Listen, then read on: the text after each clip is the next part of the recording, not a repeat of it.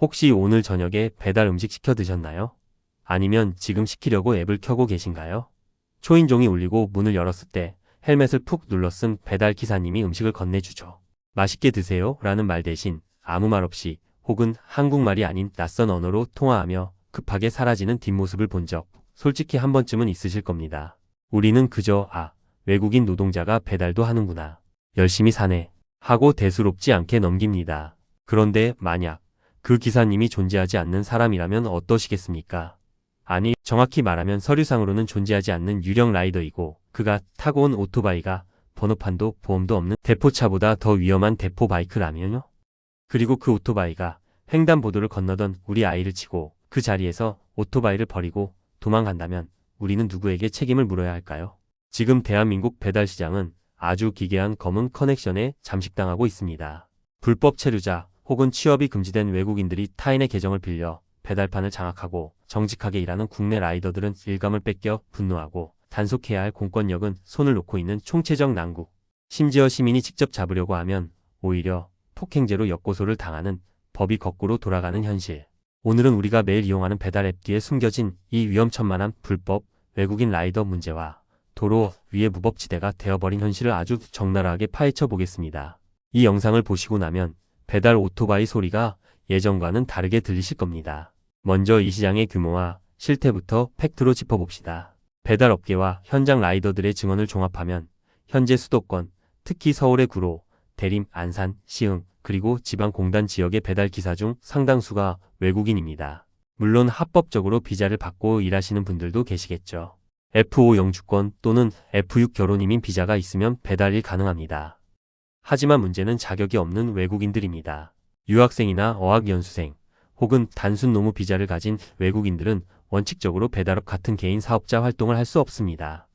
더 심각한 건 아예 비자가 만료된 불법 체류자들입니다. 이들이 어떻게 배달 앱에 등록하고 일을 할까요? 배달의 민족이나 쿠팡이츠는 가입할 때 신분증 확인하고 면허증 확인하고 본인 인증 다 한다고 하는데요. 여기서 바로 계정 렌탈이라는 암시장이 등장합니다. 이게 아주 조직적입니다. 한국인이나 합법 체류 외국인이 자신의 명의로 배달 계정을 만듭니다. 그리고 이걸 불법 체류자에게 빌려줍니다. 그냥 빌려주는 게 아니라 수익의 10%에서 많게는 30%까지 수수료로 떼어갑니다. 일종의 디지털 삥뜯기이자 명예 세탁이죠. SNS나 텔레그램, 외국인 커뮤니티에 들어가면 배달 계정 빌려드립니다. 오토바이 리스 포함 하루 3만원 이런 광고가 버젓이 돌아다닙니다. 그러니까 여러분이 앱에서 보는 배달 기사 이름은 김철수인데 실제로 문 앞에 온 사람은 외국인인 상황. 이걸 업계에서는 아바타 배달이라고 부릅니다. 이 아바타들이 지금 도로를 점령하고 있습니다. 왜냐고요? 돈이 되니까요.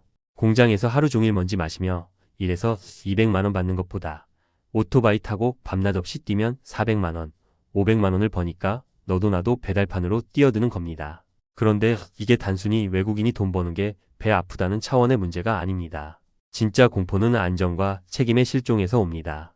가장 치명적인 건 보험입니다. 정상적인 배달 기사라면 유상운송보험이라는 아주 비싼 보험을 듭니다.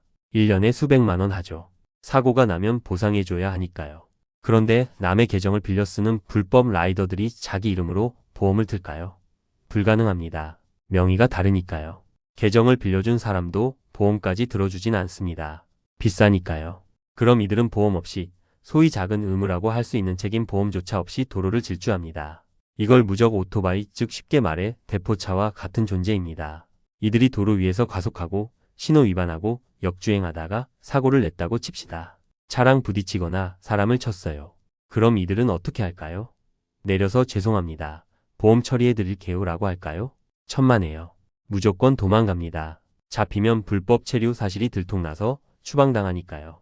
오토바이? 그거 어차피 대포차거나 렌트한 거니 버리고 가면 그만입니다.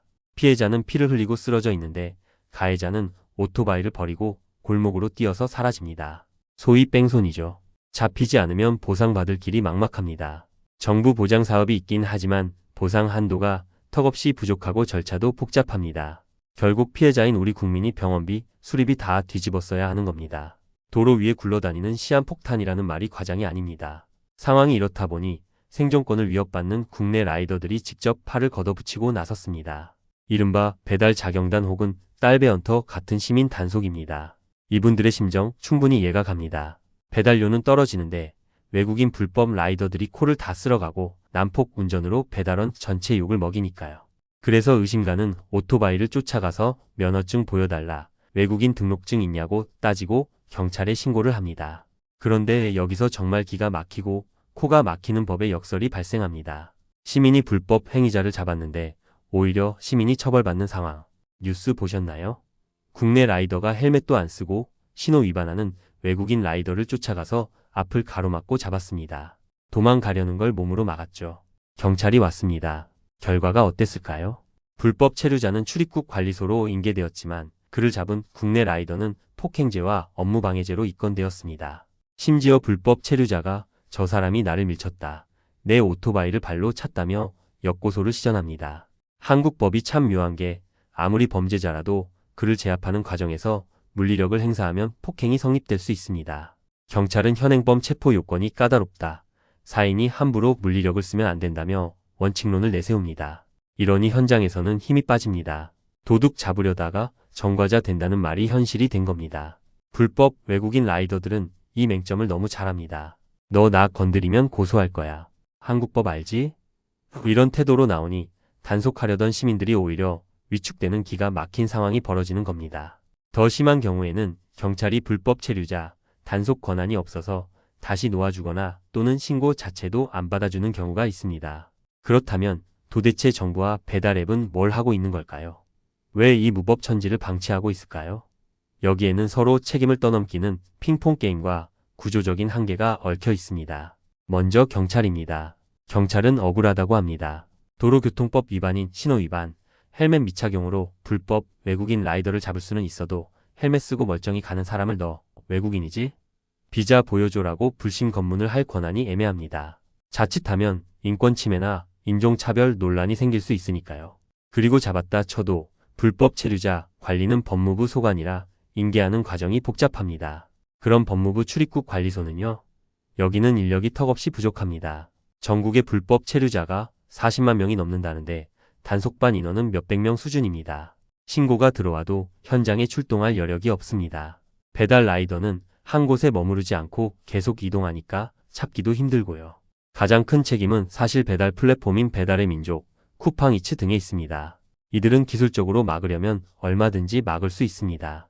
예를 들어 배달 시작 전에 안면 인식을 의무화한다거나 배달 중간에 무작위로 본인 인증을 하게 하면 됩니다. 실제로 일부 도입하긴 했습니다. 하지만 라이더들은 또 뚫습니다. 사진으로 인증을 대신하거나 헬멧 쓴 채로 대충 넘어가거나 계정 주인이 아침에 로그인만 해주고 폰을 넘겨주는 식이죠. 플랫폼 입장에서는 사실 불법이든 합법이든 배달해줄 사람만 많으면 좋습니다. 라이더가 많아야 배달이 빨리 되고 그래야 고객들이 좋아하니까요. 우리는 절차대로 신원 확인했다. 계정 빌려준 건 개인 간의 일이라 우리가 알 수 없다며 법적인 책임에서 싹 빠져나갑니다. 기업의 이익을 위해 사회적 안전망이 뚫린 구멍을 애써 외면하고 있는 셈입니다. 이 대포 바이크의 위험성, 자동차 대포차보다 훨씬 심각합니다. 대포차는 그래도 CCTV에 찍히고 주차해 놓으면 번호판 영치라도 당합니다. 하지만 오토바이는 번호판을 흙으로 가리거나 꺾어 놓거나 아예 번호판 없이 다니는 경우가 허다합니다. 골목길로 도망가면 순찰차도 못 쫓아갑니다. 기동성 자체가 범죄에 최적화되어 있습니다. 더 소름 돋는 건 범죄 악용 가능성입니다. 배달기사는 아파트 공동연관 비밀번호를 알고 고객의 집 앞까지 갑니다.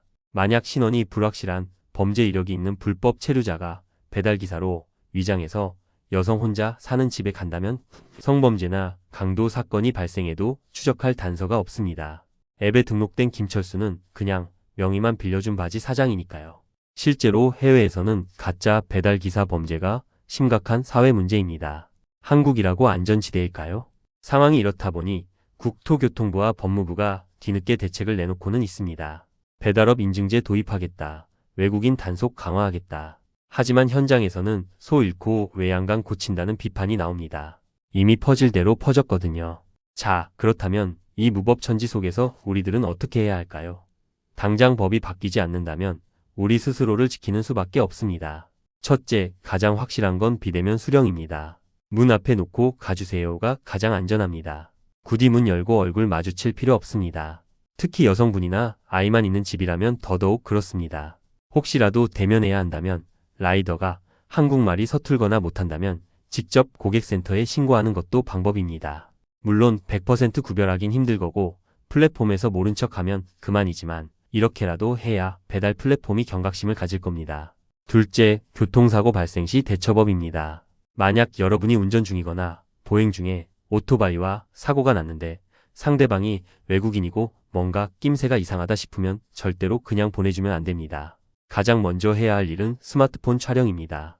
오토바이 번호판, 상대방 얼굴, 사고 현장을 무조건 영상으로 남기세요. 그리고 가능하다면 오토바이 키를 확보해야 합니다. 물론 몸싸움은 피해야 합니다. 아까 말씀드렸듯이 아무리 불법 배달 기사라 해도 불법 체류자라고 해도 역고소 당할 수 있으니까요. 경찰 올 때까지 기다리세요 라고 단호하게 말하고 주변 사람들에게 도움을 요청해서 도주를 막아야 합니다. 뺑소니 치면 못 잡는다고 봐야 합니다. 나중에 신원 파악을 해도 국내에 없을 수도 있죠. 셋째, 보험 확인입니다. 사고 현장에서 상대방이 보험 처리를 해주겠다고 해도 그 자리에서 보험사 직원이 올 때까지 기다리거나 보험 접수 번호를 확실히 받아야 합니다. 불법 라이더들은 배운 대로 가짜 전화번호를 주거나 지금 바쁘니 나중에 연락하겠다 하고 도망가는 수법을 씁니다. 마지막으로 우리 사회가 이 문제를 바라보는 시선도 중요합니다. 외국인 노동자를 혐오하자는 게 아닙니다. 합법적으로 일하는 분들은 존중받아야 합니다. 하지만 불법은 타협의 대상이 아닙니다.